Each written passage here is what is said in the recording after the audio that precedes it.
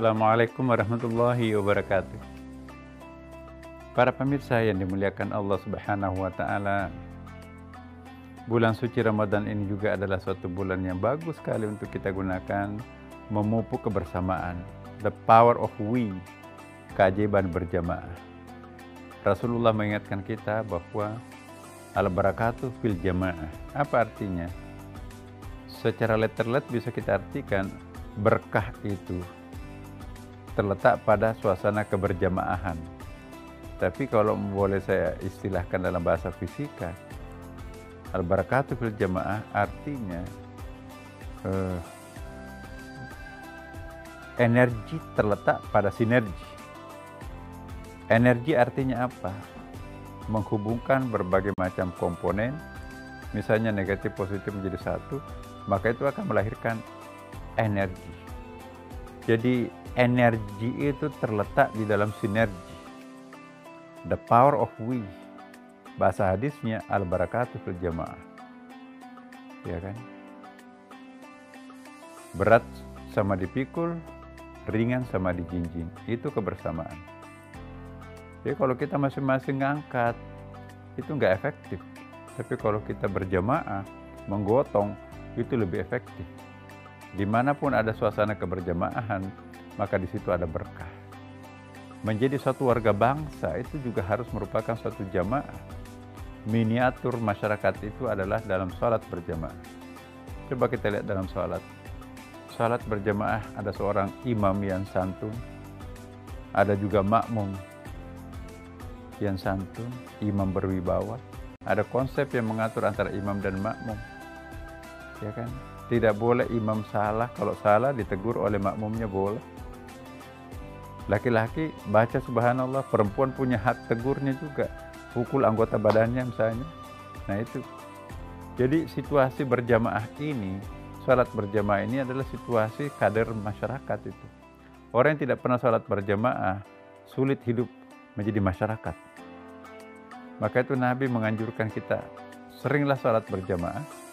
Kalau kita sudah terbiasa salat berjamaah, berarti kita sudah biasa mengakui adanya imam yang berwibawa. Imam pun juga sadar, pemimpin pun juga harus sadar bahwa di belakang saya ada sebanyak follower makmum yang santun yang harus aku perhatikan. Tidak boleh egois.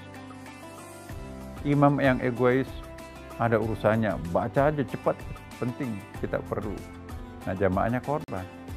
Atau dia lagi asyik, lagi khusyuk, bahasa surah Al-Baqarah rakaat pertama, Ali Imran rakaat kedua. Itu berapa jam tuh, padahal ada orang yang mau beranak di belakang. Itu susah itu. Nah jadi standarnya harus ada. Antara imam dan makmum harus ada. Jadi latihan menjadi anggota masyarakat itu, belajarlah kepada suasana salat berjamaah. Salat berjamaah itu pahalanya 27 kali. Kalau kita salat sendiri hanya satu kan. Nah ini dia. The power of we, indahnya keberjamaahan ini. Subhanallah. Kalau kita berjamaah, maka berat sama dipikul, ringan sama dijinjing. Ya, energi bisa tersalurkan. Ya. Tapi kalau kita bekerja egois sendiri-sendiri, itu nggak ada berkahnya. Nah, coba kita lihat zaman COVID seperti ini. Pemerintah, ulama, pimpinan tokoh-tokoh agama bersinergi untuk bergotong royong bagaimana mengemban beban berat bangsa ini. Ya, pemerintah kita juga sangat appreciate terhadap usaha rakyat. Rakyat pun juga menghargai jasa pemerintahnya yang begitu kuat, ya kan? Kemudian juga orang tua dan anak-anak pun juga sangat toleran, tidak lagi kemana-mana bepergian karena mengikuti protokol kesehatan. Nah, ini satu pemandangan yang sangat indah.